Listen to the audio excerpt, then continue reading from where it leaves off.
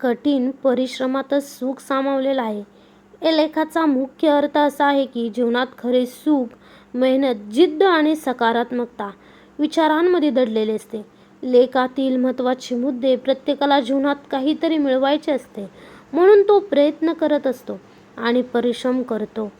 फक्त इच्छा आणि यश मिळत नाही, त्यासाठी कठीण मेहनत आवश्यक असते. काम पूर्ण करताना मनात जी समाधानाची भावना होते त्यातच खरे सुख असते.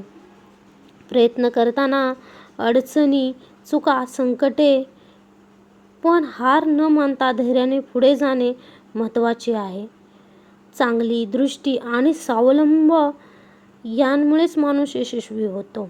लेखातील प्रेरणादायी ओळ, सृष्टी कितीही बदलली तरी माणूस पूर्ण सुखी होत नाही, पण दृष्टी बदलली तर नक्कीच सुखी होतो.